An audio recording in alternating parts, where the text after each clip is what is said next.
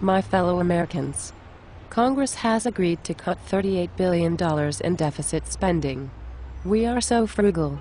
Somebody pat me on the back. Wait a second. These cuts actually amount to less than 0.0027% of our current federal debt. Do you actually think that you have achieved some kind of frugality? These cuts were historic and painful. But at least we still have the funding for vital services like the Cowboy Poetry Festival.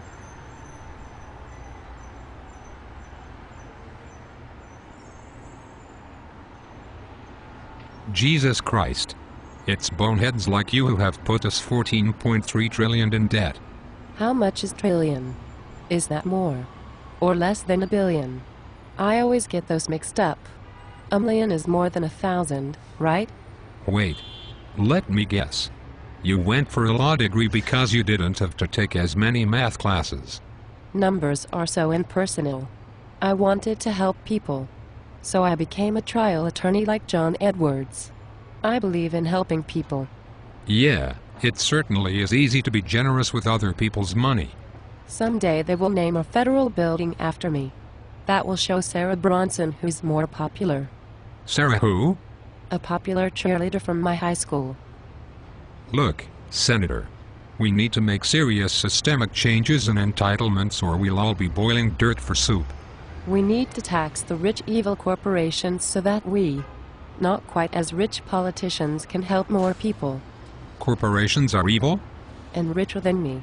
Yes. Senator, corporations are non-human entities owned by thousands of individuals. Pensioners, middle-class workers. Are you trying to gut everybody's retirement plans?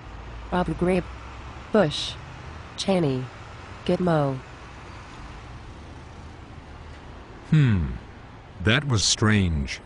Look, would you rather? What were we talking about? Was it Cheney's war machines and oil buddies? You were claiming that the corporate business structure is inherently evil and should be taxed more. And I was about to point out that they already pay the second highest corporate taxes in the world. Then you reflexively started ranting about the former vice president. I say tax them more. I have a lot of compassion to dole out. Do you really believe that raising rates will stimulate our struggling economy? If you want to increase revenue, increase the tax base, not the rates. Eat the rich. Tax the fat cats. Raise rates to 45% and you will likely experience what the British did under the Callaghan government in the 1970s, when thousands of their wealthiest businessmen and rock stars went into tax exile.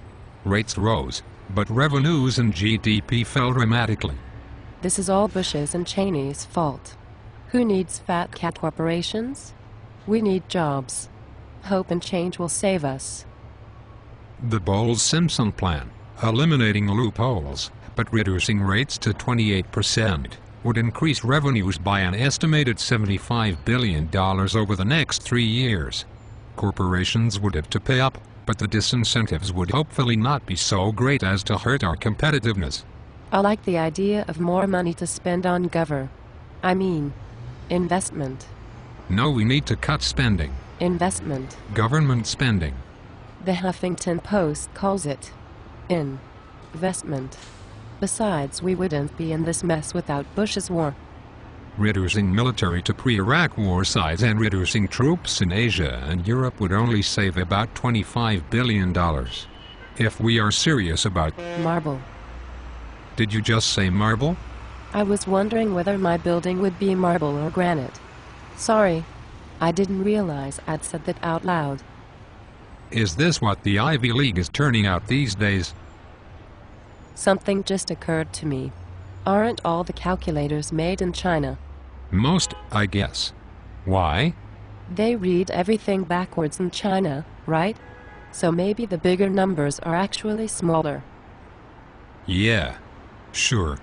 See you in the conference committee, Senator. Marble.